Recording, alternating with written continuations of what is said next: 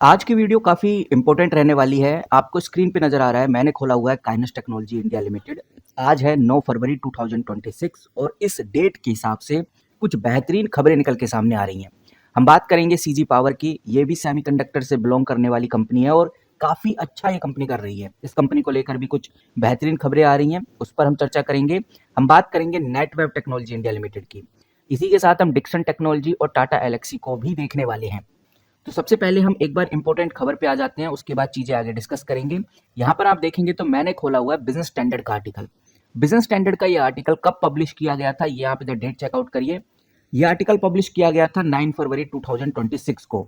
और इस आर्टिकल के अकॉर्डिंग हमें बहुत क्लियर देखने को मिलता है, इंडिया सेमीकंडक्टर मिशन 2.0 को बूस्ट किया जा रहा है।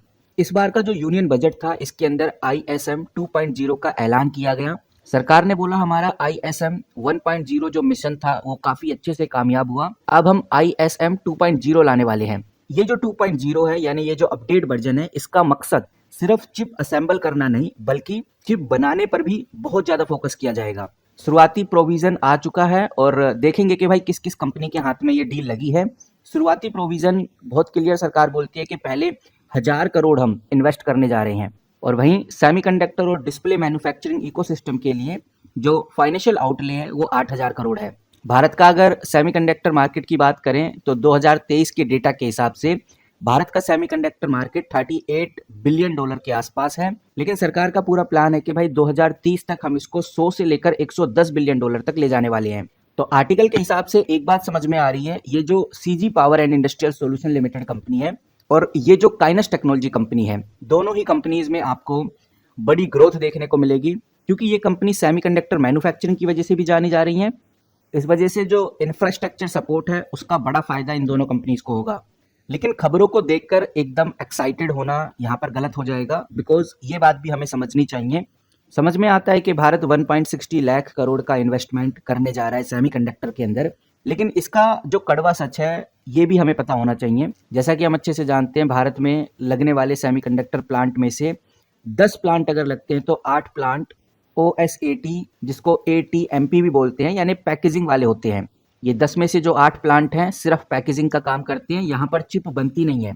यानी कि चिप तो ताइवान और US से बनकर आती है, ये 8 प्लांट उसको सिर्फ पैक करते हैं। और अगर कल को जियोपॉलिटिकल की वजह से ताइवान से वफर आना बंद हो जाए तो हमारी ये सारी फैक्ट्रीज ठप हो जाएंगी। तो ये चीज़ हमें ध्यान रखकर चलनी चाहिए कि अभी भी फ्रंट एंड फैब्रिकेशन यानी असली चिप मेकिंग में इंडिया काफ़ी पीछे है। इसी के साथ एक और आर्टिकल है जो मैं आपके सामने रखने जा रहा हूँ, उसके बाद हम चीज़ें आगे डिस्कस करेंगे। ये आर्टिकल आप देख सकते हैं, क्लियरली न्यूज़ 18 के द्वारा पब्लिश किया गया है। यहाँ पर हमें एक इंपॉर्टेंट अपडेट देखने को मिलती है।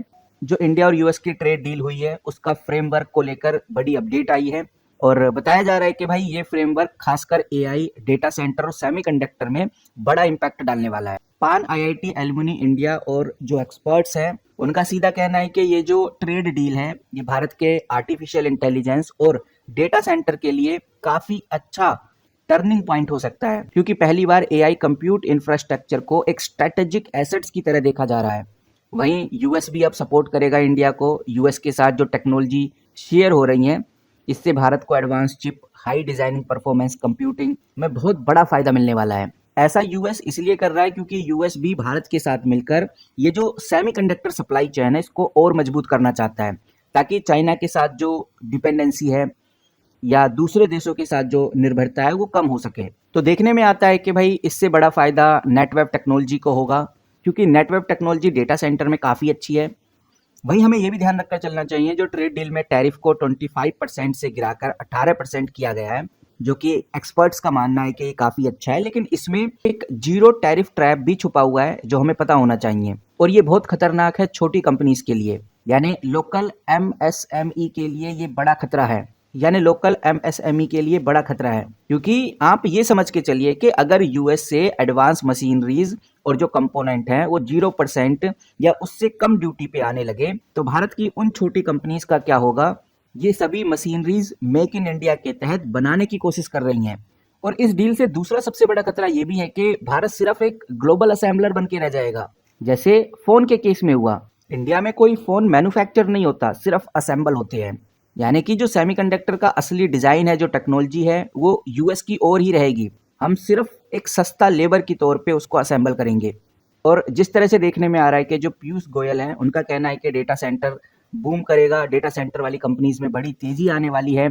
तो उस हिसाब से ये बात बिल्कुल सही है कि इस डील के दौरान एनवीडिया के जो पार्टनर कंपनीज हैं या वो कंपनीज जो भारत में डेटा सेंटर बना रही हैं, जैसे अडानी इंटरप्राइज हो गया जिसके ऊपर आपको नजर रखनी है, रिलायंस कंपनी हो गई या नेटवेब टेक्नोलॉजी हो गया, इनको बड़ा फायदा होगा। ये बात सही है, जिसकी वजह से डिक्सन और काइनस जैसी कंपनीज को एडवांस सीपीयू और कंपोनेंट सस्ते मिलेंगे, जो कि उनकी मैन्युफैक्चरिंग कॉस्ट को कम करेगा। तो इसीलिए हमें ये बात ध्यान रखकर चलनी है, जो छोटी कंपनीज हैं जो सेमीकंडक्टर के लिए कंपोनेंट्स बना रही हैं, मैन्युफैक्चरिंग का काम कर रही हैं, सेमीकंडक्टर इक्विपमेंट बना रही हैं, लेकिन अभी वो काफ़ी छोटे लेवल पे हैं और मार्केट में भी लिस्टेड है, उनमें ज़्यादा ग्रोथ देखने को नहीं मिलेगी, बिकॉज यूएस से एडवांस मशीन और कंपोनेंट्स जीरो या उससे कम ड्यूटी पे आने लगेंगे और उनके लिए एक बड़ा कंपटीशन, एक बड़ा बैरियर क्रिएट हो रहा है। वहीं दूसरी तरफ डेटा सेंटर वाली कंपनी जैसे नेटवेब टेक्नोलॉजी हो गया, इन कंपनीज के ऊपर नज़र बना के जरूर रखिए, क्योंकि इन कंपनीज में बड़ी तेजी आने वाली है। एनवीडिया की जो पार्टनर कंपनीज हैं या भारत में जो भी कंपनी डेटा सेंटर बना रही हैं, जैसे अडानी इंटरप्राइज हो गया, ऐसी कंपनीज के ऊपर नज़र बना के जरूर रखिए। दूसरा गाइस, सेमीकंडक्टर को लेकर जो बातें देखने में आती हैं, जो अपडेट्स हमें देखने में आती हैं, मैं आपको बताना चाहूँगा एक बड़ा वाटर क्राइसिस भी हमें देखने को मिलेगा, क्योंकि एक बड़ा फैब्रिकेशन प्लांट को रोजाना 20 से 40 lakh gallon ultra pure water चाहिए। और ये चीज़ आपने नोटिस की होगी कि ज़्यादातर जो भारत के प्लांट हैं वो गुजरात में लग रहे हैं। जो सेमीकंडक्टर प्लांट्स हैं उनको गुजरात में लगाया जा रहा है, और गुजरात जैसे स्टेट में जहाँ पानी का पहले से ही एक सेंसिटिव इशू है, वहाँ इन प्लांट्स को लॉन्ग टर्म के लिए चलाना एनवायरमेंटल प्रोटेस्ट का एक बड़ा कारण बन सकता है। इसी के साथ गाइस, डेटा सेंटर वाली कंपनीज में तेजी तो आएगी, लेकिन ये भी हमें ध्यान रखकर चलना है, डेटा सेंटर को 99.99% रिलायबिलिटी चाहिए। और भारत में तो अभी भी बैकअप के लिए डीजल जनरेटर पर डिपेंडेंसी रखनी पड़ती है, जो ग्रीन मिशन के काफ़ी खिलाफ है। तो यहाँ पर अब इम्पोर्टेंट जो बात आ जाती है, जो समझने वाली है, जो हमें अब ध्यान रखकर चलनी है, नो डाउट एक इन्वेस्टर के लिए सेमीकंडक्टर सेक्टर एक सनराइज सेक्टर है, लेकिन इस सेक्टर में एंट्री लेना कोई ऐसा नहीं है कि किसी रिटेल कंपनी में ले रहे हो या फिर किसी एफएमसीजी कंपनी में एंट्री ले रहे हो। यहाँ पर हाइप तो बहुत ज़्यादा है, इसलिए आपको डेटा ड्राइवन स्ट्रेटेजी ही यूज करनी है। वैल्यू चेन डाइवर्सिफिकेशन आपके लिए सबसे सही रहेगा, यानी कि सिर्फ एक कंपनी में पूरा पैसा लगाना बेवकूफ़ी होगा। सेमीकंडक्टर इकोसिस्टम में 3 बड़े हिस्से होते हैं, जिनके अंदर आप थोड़ा थोड़ा अपना अमाउंट डाल सकते हैं। जैसे कि जो कंपनी सेमीकंडक्टर एंड आईपी के लिए काफ़ी ज़्यादा जानी जाएंगी आगे चल के, इनका प्रॉफिट भी काफ़ी हाई रहेगा। इन कंपनीज का मार्जिन सबसे ज़्यादा होगा, क्योंकि इन कंपनीज को कोई फैक्ट्री नहीं चलानी पड़ेगी। तो इन कंपनीज के लिए आप टाटा एलेक्सी के ऊपर नज़र बना के रखिए, आपको मोस्टशिफ्ट टेक्नोलॉजी के ऊपर नज़र बना के रखनी है। अगर आप फेस 1 वाली कंपनी यानी कि डिजाइनिंग और आईपी, जो कि हाई प्रॉफिट वाली कंपनी रहेंगी, इनके ऊपर अगर आप नज़र रखते हैं तो आपकी ग्रोथ अच्छी होगी। दूसरा फेस आता है मैन्युफैक्चरिंग और पैकेजिंग का। ये वो कंपनी होंगी जो जमीन पर अपनी फैक्ट्री लगाएंगी, इनका काम OSAT या ATMP करना होगा। तो इनमें जो कंपनीज आती हैं वो है CG पावर, वो है काइनस टेक्नोलॉजी, डेटा इलेक्ट्रॉनिक जो कि डेटा ग्रुप की कंपनी है। हालांकि डेटा इलेक्ट्रॉनिक मार्केट में लिस्ट नहीं है, लेकिन CG पावर और काइनस टेक्नोलॉजी के ऊपर आप नज़र बना के रखिए। ये कंपनी मैन्युफैक्चरिंग और पैकेजिंग में सबसे ज़्यादा जानी जाएंगी। लेकिन मैं आपको बता दूं, इन कंपनीज के साथ ही सबसे बड़ी प्रॉब्लम रहेगी 100% क्लीन वाटर, केमिकल्स का ट्रांसपोर्ट, रॉ मटेरियल, इलेक्ट्रिसिटी, और सबसे इम्पोर्टेंट सेमीकंडक्टर इंजीनियर्स। क्योंकि भारत में सेमीकंडक्टर डिज़ाइन इंजीनियर्स तो हैं जो कंप्यूटर पर बैठ के सेमीकंडक्टर को डिज़ाइन कर सकते हैं, लेकिन फिजिकल लेवल पे बनाना, ऐसे इंजीनियर्स की कमी अभी काफ़ी ज़्यादा है।